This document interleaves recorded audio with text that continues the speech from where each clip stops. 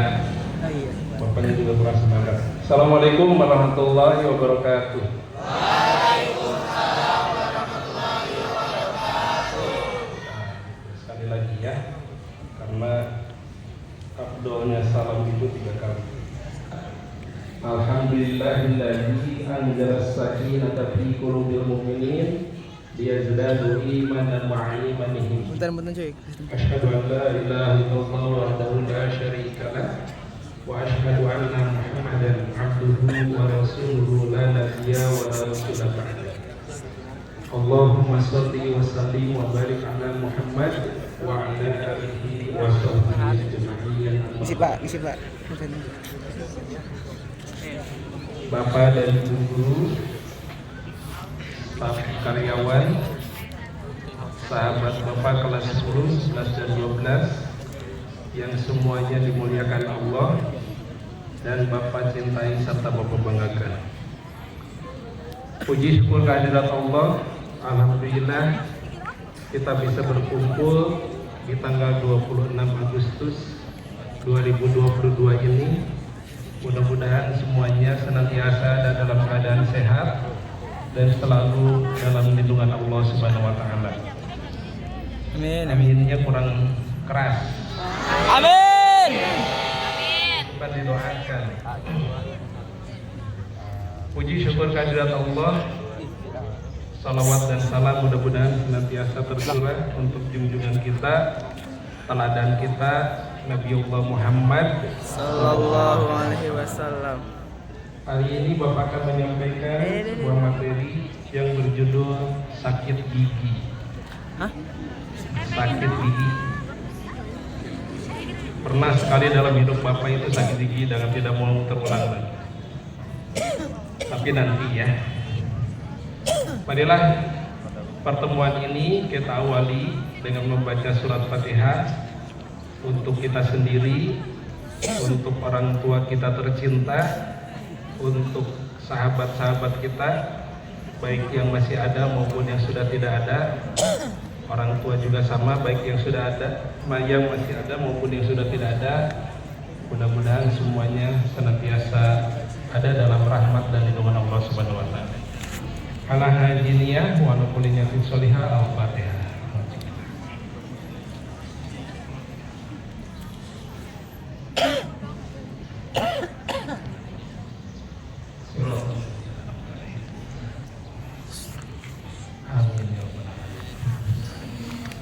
Sahabat Bapak, tapi jangan dulu sakit gigi, nggak enak itu ditanya. Akan ditanya dulu, tapi tolong dijawab dengan jujur dan acungkan tangan.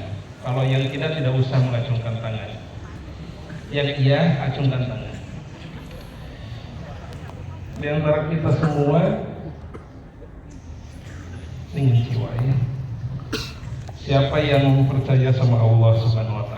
Aduh, ini bisa angkat hap. Bisa angkat tangan, Cok.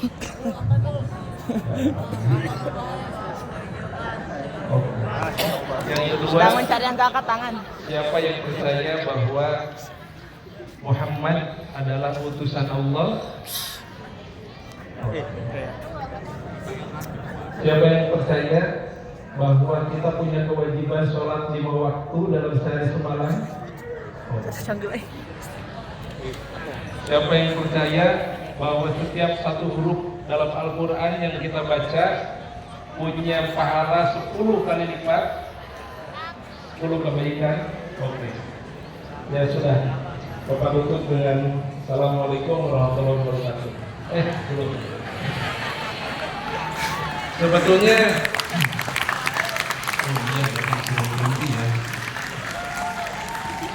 itu selesai sebetulnya. Kalau sudah ada pertanyaan seperti itu kemudian dijawab, selesai. Sebab Bapak kemarin menyebar 2 angket. Pertama tentang kemampuan membaca Al-Quran, yang kedua tentang pelaksanaan sholat 5 waktu. Hasil surveinya sungguh sangat menyedihkan. Sangat menyedihkan. Jangan melihat dari kuantitas, tapi melihatnya dari kualitas survei itu.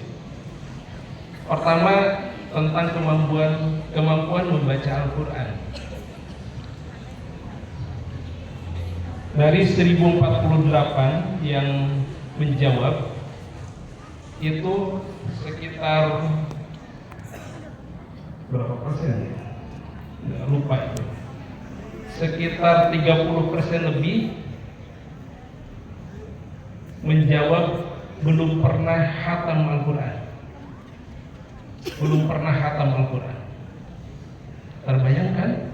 Bapak tidak mau siapa yang belum pernah khatam Al-Quran nggak tuh isi membuka aib.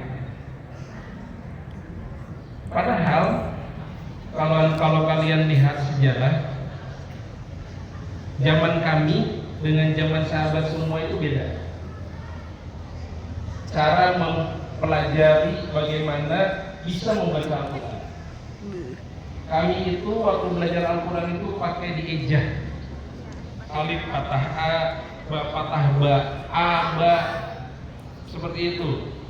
Yang sudah repot itu kalau udah ainakum, anakum, ainakum, unakum. Tanpa membaca alif patah A, ba patah ba, apalagi pakai bahasa Jawa. Alif jaber A, ba jaber B jaber A, B jaber ba. Dan ketika metode Iqra itu mulai dipelajari dan booming, mudah-mudahan yang menemukan metode Iqra selalu mengalir pahalanya itu, insya Allah mengalir pahalanya. Pokoknya Pak Kiai apa itu namanya? Itu anak-anak TK itu sudah bisa baca Al-Quran. Dan ketika usia SD kelas 3, paling lambat kelas 5 sudah hafal Al-Quran. Tapi ternyata hasil survei kemarin masih banyak anak Semanel yang belum pernah hafal Al-Quran. Pak, kenapa Bapak urusan banget sih sama kita?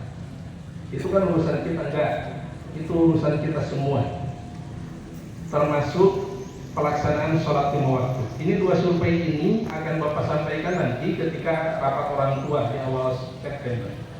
Akan disampaikan.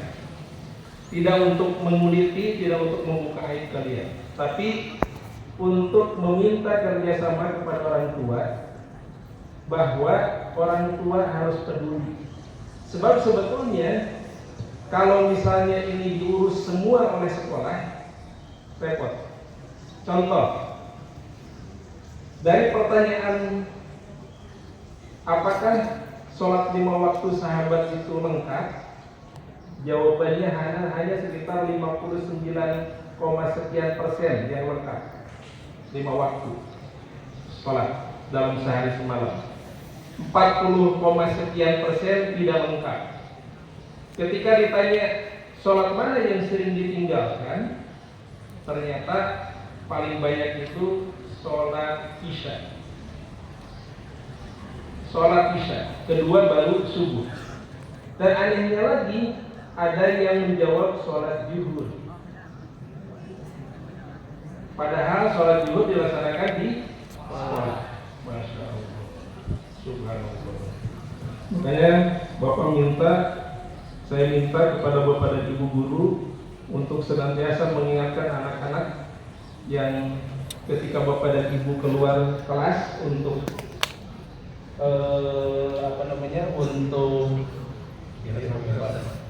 untuk sholat zuhur, istirahat kedua, ajak anak-anaknya untuk sholat juga. Yang anehnya lagi, dari survei itu ada yang sholat maghrib, ada yang jawab sholat maghrib tidak dilaksanakan. Masya Allah. Padahal katanya zaman dulu mah sholat maghrib itu sambil cuci kaki, karena dulu mah kalau mau masuk rumah cuci kaki, mau tidur. Tapi masih ada. Makanya sahabat, ketika tadi Bapak tanya siapa yang percaya Allah itu Tuhan kita satu-satunya, semuanya ngacung, maka ingatlah bahwa Allah sudah mewajibkan kita sholat 5 waktu. Yang kedua, apakah kita percaya bahwa Muhammad itu adalah utusan Allah?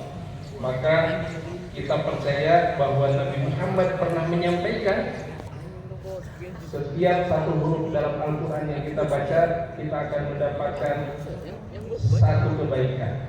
setiap satu kebaikan akan dibalas pahala oleh Allah 10 kali lipat.